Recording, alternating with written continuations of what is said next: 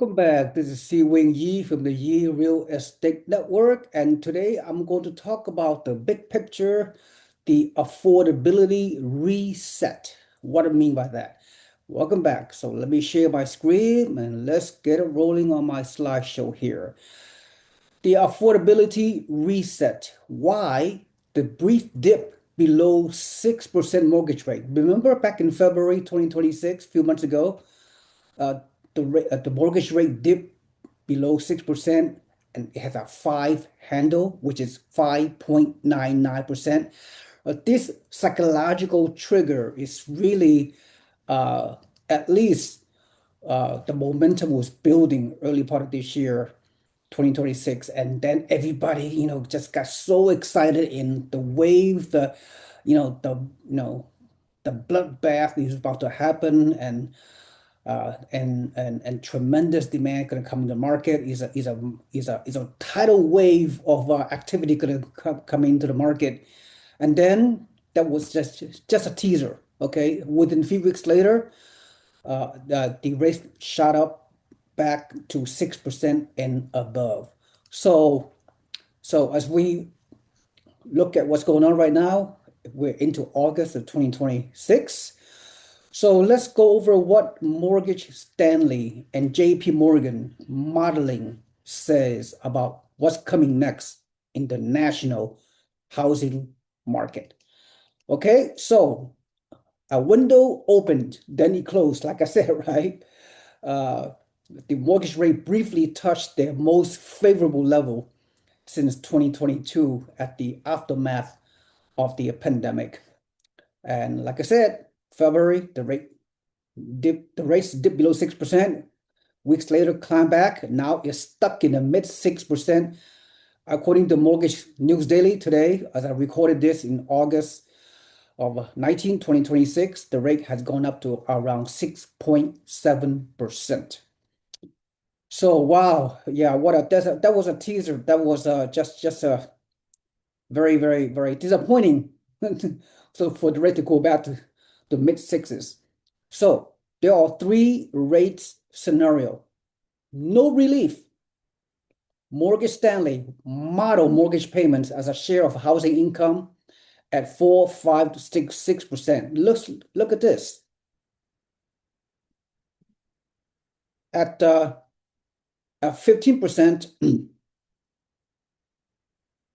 see the post 2008 crisis average is at this level. Then pre-22 average 2 decades later, this level. 5%, the mortgage Stanley base case is 21%, and currently mid 6%, increasing lightly the 24% delta. So even the best case stays above pre-22 norms. At 4%, the most optimistic scenario, affordability improves only modestly, but still above pre-22 levels. At 5% rate, the Morgan Stanley's firm base case, payments fall from 24% to roughly 21% of the income, right? This is the income percentage of income base or based on affordability. So still well above the 15% post 2008 average. At 6%, view as increasingly lightly moving forward, affordability gains barely materialize over the next several years. So I don't know. I don't know about you, but the next several years, we don't see any significant changes going to happen if the mortgage rate stays at 6%. Please comment below. What do you think? All right. So monthly payments have doubled.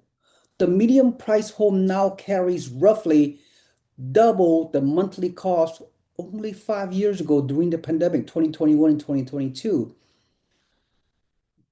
Give or take $2,000 is the monthly payment on a medium price home today. A medium price home in the low 400,000s. Roughly double the cost from just 5 years ago based on, look, remember the historical low interest rate back in the pandemic? Like some people were getting like 2.5% 30-year fixed rate mortgage. That is historic.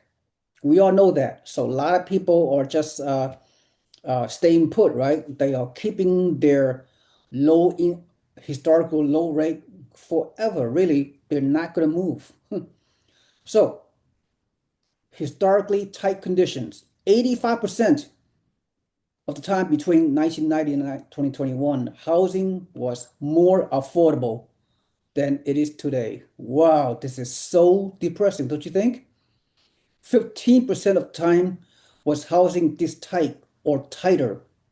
Today sits in the most constrained historical tier. Oh my gosh.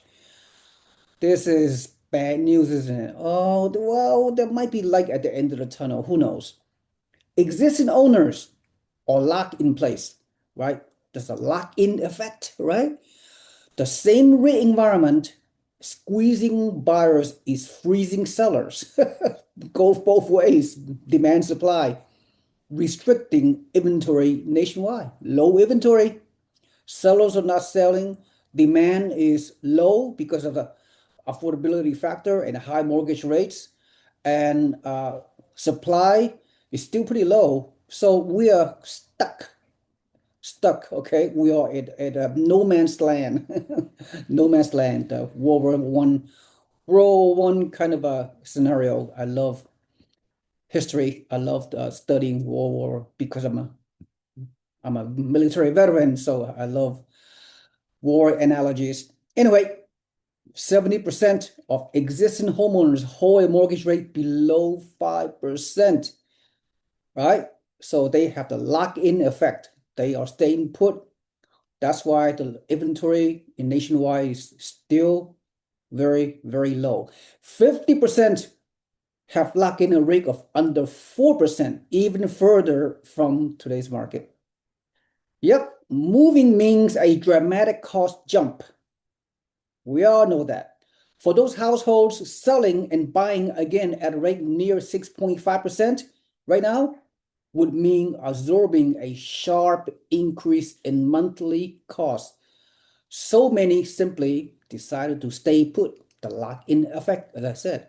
So housing transactions nationwide, the turnover is at a 40-year low. Existing home sales have held near 4 million annually, the weakest pace since 1995. What we need is much more than 4 million transactions per year. We need about at least 5 million. So we're 1 million housing transactions trading short of the normal housing market situation. All right. So that's what's happening. We have a transaction crash, not a housing crash.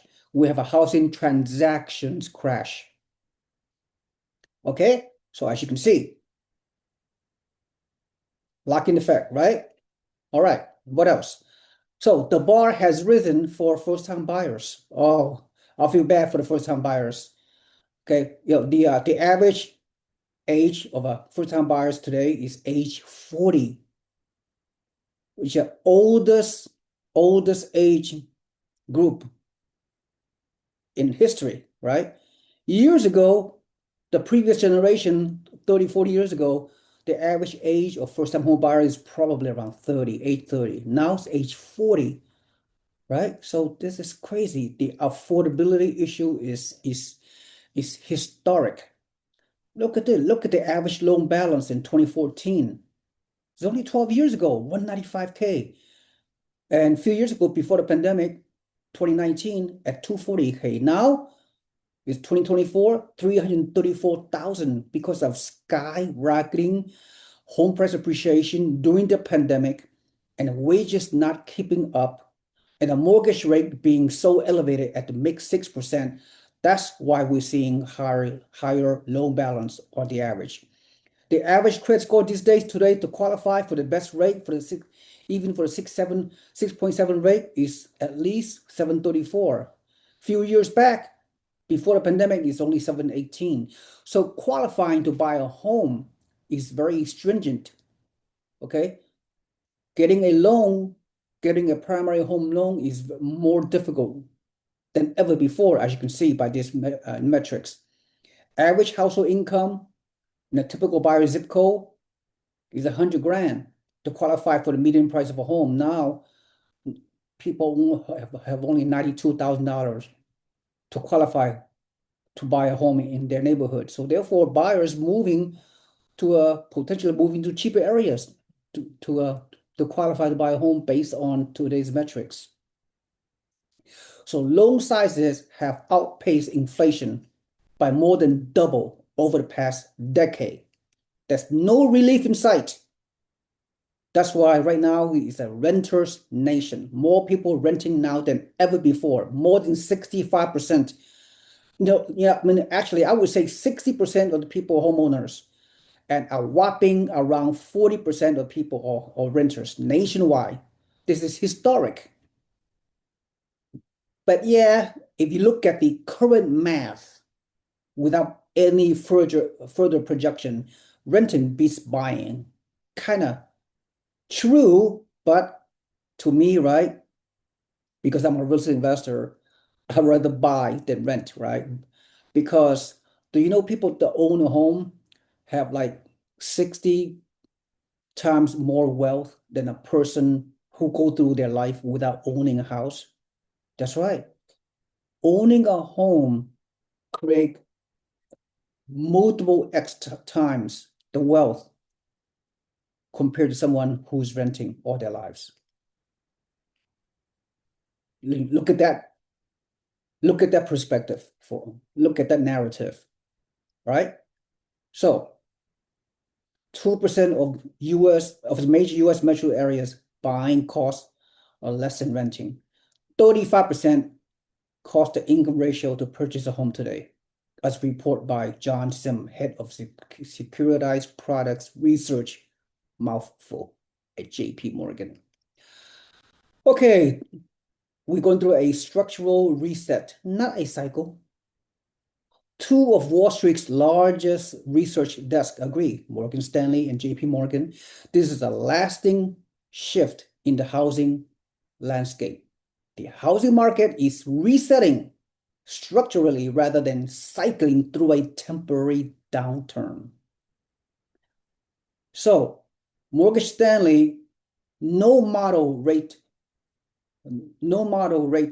scenario, 4, 5, or 6% restores the affordability to pre-2022 norms. Wow. What they're trying to say is even the mortgage rate come down from 6 to 5 to 4%, that's not gonna change the needle. No, that's not gonna move the needle.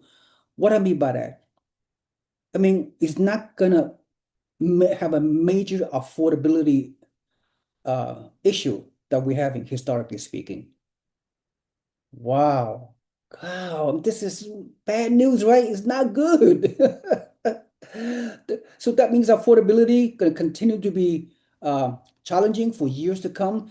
That means the wages are not keeping up with the rising appreciation of houses, right? If the appreciation of houses rise more than wages, the affordability factor, really the gap is going to get wider. It's a K-shaped economy, K-shaped, right? The rich gets richer and the poor get poorer, right? There's no middle gap, right? The K, like this. The richer, the homeowners and whatever, their wealth is skyrocketing this way, and the poor, there's no middle class. The poor, their wealth continue to deflate because of inflation. Because of inflation and the poor middle class or below, they do not own asset. They are renters. So the cost of inflation will take over the wealth, will destroy the wealth for that matter. So it pays to be a homeowner, it pays to be a rental property owner, like what we do, like what I do. I help real estate investors to buy rental properties, entry-level, affordable cash flow properties in the growth markets of the US, mainly Florida and Texas. Okay, so yeah, that is so the key takeaway from today's video, the dip was as good as it gets. Every model rate scenario keeps payment to income above pre-22 norms. according to Morgan Stanley. Okay, inventory stays frozen. 70% of owners hold sub 5% rate. Turnover sits at 40-year low in housing crash transactions only, not prices. Ownership bar keeps rising. Bigger loans, higher credit scores, and cheaper zip code for first-time home buyers. You have to adapt. First-time primary home buyers, they have to adapt. They have to move to a location where the income can afford them to buy their primary home.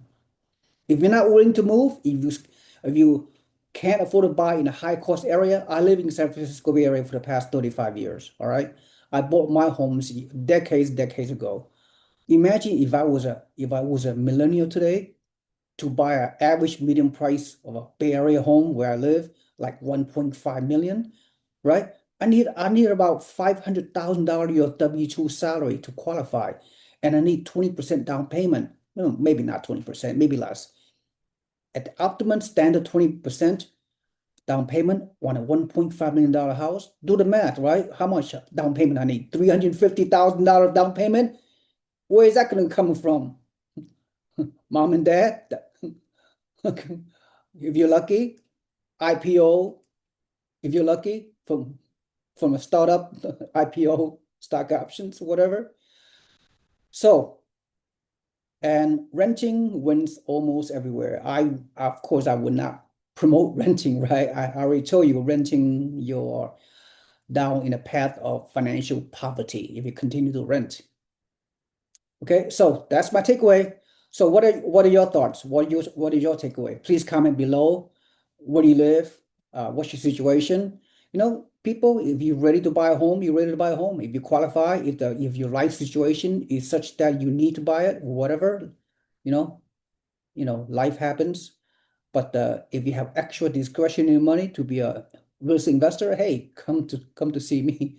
Okay, and please like and subscribe to my YouTube channel, and also if you have not already done so, please put your email on my website, on my newsletter database, so you become a free member of our real estate investing community of several thousand like-minded investors who are helping each other, networking, so you can receive real estate contents free in your email inbox several times a week, so you can learn more, become an educated investor. You are a mom and pop investor, regardless of where you live in the country. You can take advantage of the investment opportunities that we can provide you access with if you're part of our Ye Real Estate Network. Thank you so much. This is SeeWing Ye. Have a nice day. I'll see you next time. Bye-bye.